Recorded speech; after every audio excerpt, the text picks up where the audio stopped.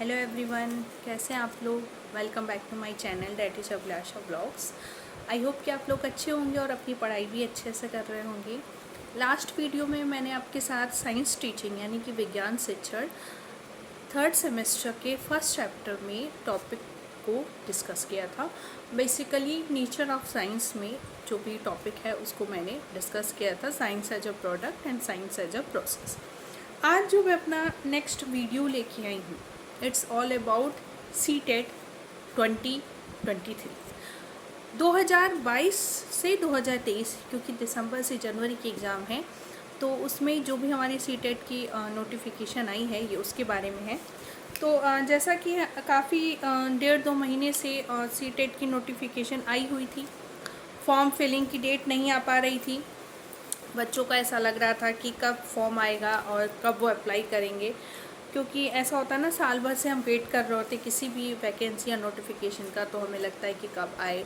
और काफ़ी स्टूडेंट्स ऐसे होते हैं जिनकी प्रिपरेशन भी होती है अच्छी, तो उन्हें लगता है बस आए वैकेंसी और हम वापस से रिवीजन स्टार्ट कर दें जिससे अच्छे से पेपर जाए, क्योंकि CTET कहीं ना कहीं गवर्नमेंट जॉब के लिए आपका फर्स्ट स्टेप होता है। स्पेशली अगर आप केंद्रीय विद्यालय में चाहते हैं, इंग्लिश मीडियम स्कूल में चाहते हैं, तो कहीं ना कहीं CTET जो है वो ऑल ओवर इंडिया की टीचिंग वैकेंसी के लिए काफ़ी मायने रखता है। आर्मी स्कूल है, नवोदय विद्यालय है, केंद्रीय विद्यालय है, इन सब के लिए जो आपका CTET है काफ़ी मैटर करता है। तो CTET की वैकेंसी आ चुकी है और नोटिफिकेशन तो आ गई थी। एग्जामिनेशन डेट भी उन्होंने दे दी थी कि अप्रॉक्स दिसंबर जनवरी में होगा, लेकिन फॉर्म फिलिंग की डेट नहीं आ पा रही थी।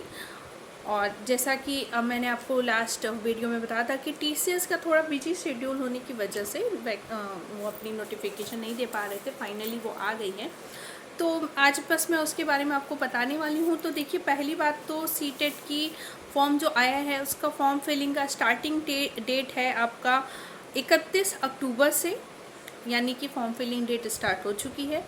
लास्ट डेट है आपकी 24 नवंबर, ठीक है। तो आपको लगभग 25 से 26 दिन उन्होंने फॉर्म फिलिंग के लिए दिया है। करेक्शन के लिए 25 नवंबर 25 नवंबर से लगभग 3 से 4 दिसंबर तक फॉर्म करेक्शन की डेट है, कि अगर आप फॉर्म फिल करती हैं, कुछ करेक्शन है, तो ये 7 से 8 दिनों में आप उसको करेक्ट कर सकते हैं। तो टाइम सफिशिएंट है और अच्छा खासा टाइम दिया उन्होंने फॉर्म फिलअप के लिए। फ़ीस की अगर बात करें तो जनरल और OBC कैंडिडेट के लिए, अगर वो सिर्फ एक पेपर के लिए अप्लाई कर रहे हैं, चाहे पेपर 1 हो चाहे पेपर 2 हो, तो आपको 1000 यानी 1000 फीस लगेगी। और अगर वो दोनों पेपर के लिए, मतलब पेपर 1 और पेपर 2 दोनों के लिए अप्लाई कर रहे हैं, तो उनकी 1200 फीस लगेगी। SC ST PH कैंडिडेट जो हैं उनके लिए, अगर वो एक पेपर के लिए अप्लाई कर रहे हैं, या तो पेपर 1 या पेपर 2, कोई भी एक पेपर, तो उनकी फ़ीस है आपकी 500। और अगर वो दोनों पेपर के लिए अप्लाई कर रहे हैं, यानी पेपर 1 और पेपर 2 दोनों के लिए, तो 600। यानी जनरल OBC के लिए पेपर 1 या पेपर 2 के लिए अप्लाई कर रहे हैं तो 1000, दोनों के लिए अप्लाई कर रहे हैं तो 1200। और या SC ST और PH के लिए पेपर 1 या 2 के लिए अप्लाई कर रहे हैं किसी एक पेपर के लिए, तो 500, और दोनों पेपर के लिए तो 600। तो मुझे ऐसा लग रहा है कि अगर आप फीस के अकॉर्डिंग देखा जाए तो दोनों पेपर भरना ज़्यादा सही रहेगा, क्योंकि सिर्फ 200 का फ़र्क आ रहा है और इस तरीके से आप दोनों पेपर के लिए एलिजिबल रहेंगे। मतलब ऐसे आप 1000 दे रहे हैं, ऐसे 1200, या ऐसे 500 दे रहे हैं, ऐसे 600, तो 100 और 200 का फ़र्क है। तो मुझे ऐसा लगता है कि दोनों पेपर के लिए आपको अप्लाई करना चाहिए, क्योंकि सिर्फ 100-200 के फ़र्क की वजह से आप दोनों पेपर दे सकते हैं। हो सकता है कि किसी भी एक में आपका हो जाए, प्रिपरेशन अच्छी हो, तो एटलीस्ट दोनों आपको भरना चाहिए, जिससे आपको आइडिया तो एटलीस्ट मिल सके कि किस टाइप का पेपर है, पेपर का लेवल क्या है।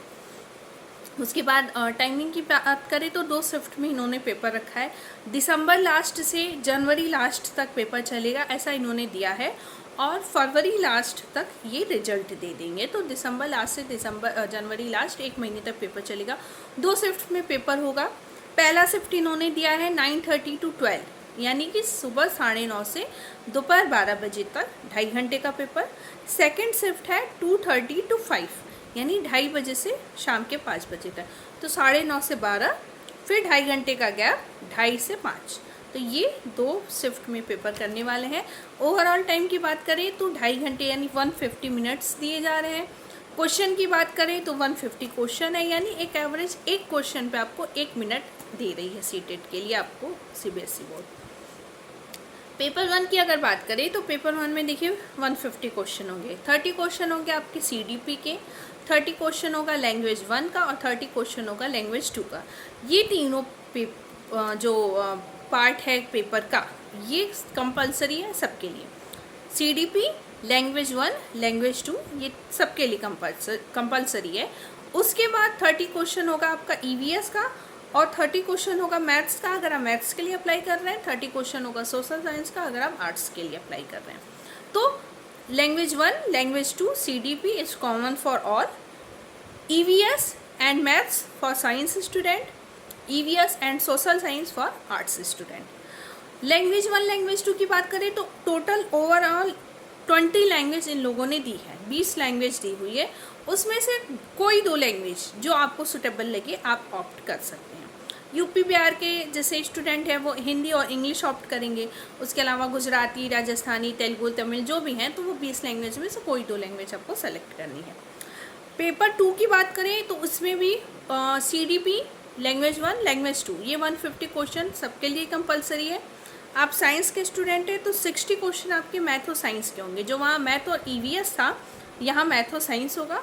सोशल साइंस यानी आर्ट्स के हैं तो ये 60 क्वेश्चन आपको सोशल स्टडी का होगा। यहाँ भी सीडीपी, लैंग्वेज 1, लैंग्वेज 2 कॉमन है। साइंस के हैं तो मैथ्स और साइंस का 60 क्वेश्चन और आपके आर्ट्स के हैं तो सोशल स्टडी का 60 क्वेश्चन।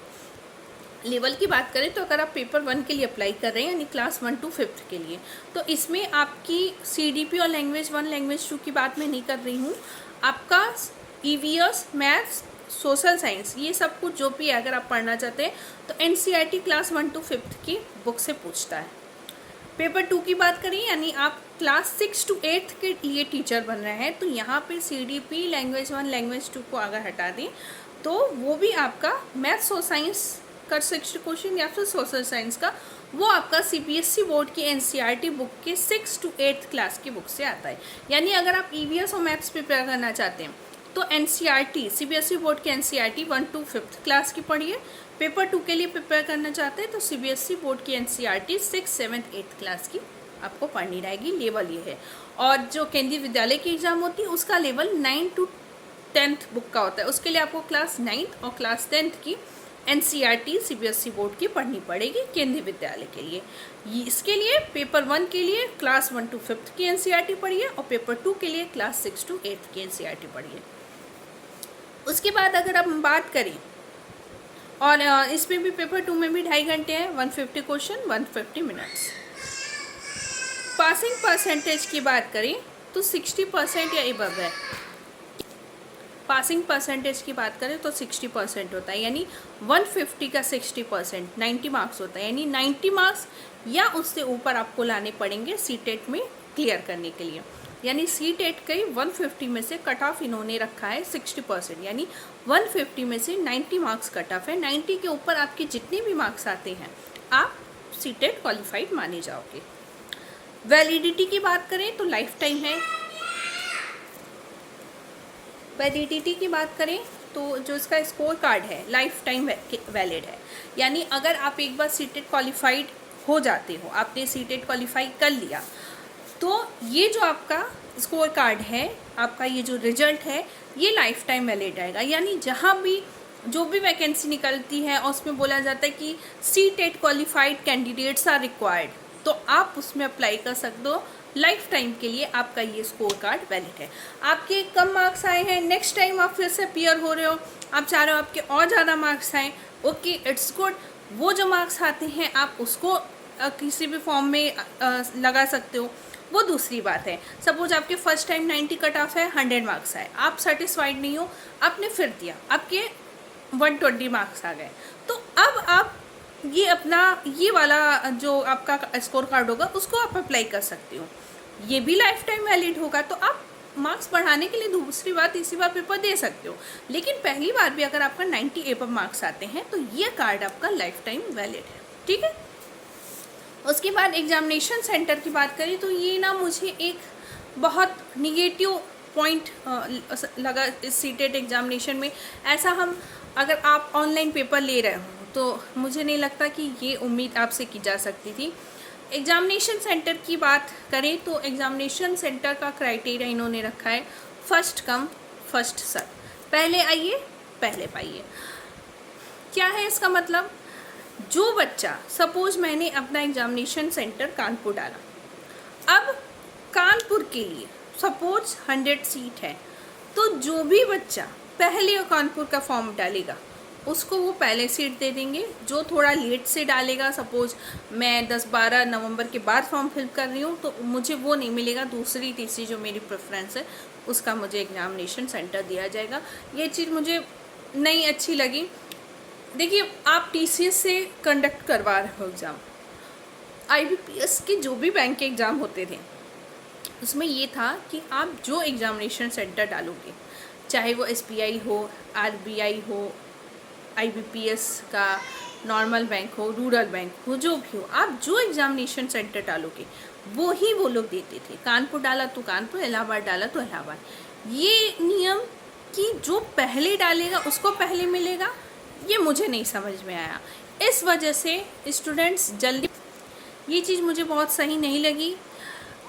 अब इस वजह से साइट भी काफ़ी ज़्यादा हैक कर रही है, सर्वर डाउन चल रहा है, क्योंकि बच्चों में ये होड़ लगी है कि जल्दी से मैं फॉर्म फिल कर दूँ, इसलिए कि जो एग्ज़ामिनेशन सेंटर मैं चाह रही हूँ या चाह रहा हूँ मुझे वो ही सेंटर मिले। तो इस वजह से काफ़ी भीड़ भी है, फॉर्म भी फिल सही से नहीं हो पा रहा, काफ़ी सर्वर डाउन है, लोडिंग बार बार दिखा रहा है, बफरिंग दिखा रहा है। तो मुझे ये चीज़ नहीं समझ में आई कि ये कोई नियम नहीं है कि पहले जो फॉर्म फिल करेगा पहला। किसी रीजन से अगर बच्चा थोड़ा देर से फॉर्म फिल कर रहा है, आपने 1 महीने का टाइम दिया है, तो क्या उसे वो सेंटर नहीं मिलेगा? एटलीस्ट गर्ल्स को तो आपको वो सेंटर देना चाहिए जो वो डाल रही हैं, भले वो लास्ट डेट ही क्यों ना अप्लाई करें।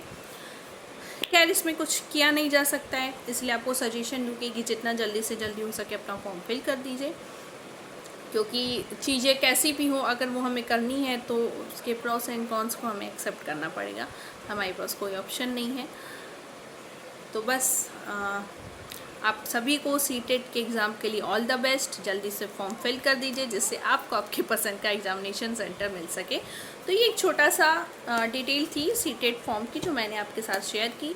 तो आई होप आपको आज का वीडियो अच्छा लगा होगा। अगर वीडियो अच्छा लगा होगा तो चैनल को सब्सक्राइब करना बिल्कुल भी मत भूलिएगा, जिससे इसी तरीके के एग्ज़ाम की जो भी लेटेस्ट न्यूज़ है, B.Ed 3rd सेमेस्टर का आपका टीचिंग का जो भी साइंस और मैथ टीचिंग का टॉपिक है, B.Ed 1st सेमेस्टर का जो भी टॉपिक है, उसकी अपडेट्स आपको मिलती रहें। तो बस देव दिवाली की ढेर सारी शुभकामनाएं, और गुरु नानक जयंती कल है, उसके लिए भी आप सभी को छुट्टी की बहुत बहुत शुभकामनाएं। जो भी जॉब कर रहे होंगे या इस टाइप से वर्किंग होंगे उनको छुट्टी होगी। तो बस आज का ये वीडियो मैं यही एंड कर रही हूँ। वीडियो अच्छा लगा होगा तो वीडियो को लाइक करिएगा और चैनल को सब्सक्राइब करना बिल्कुल भी मत भूलिएगा। Bye bye.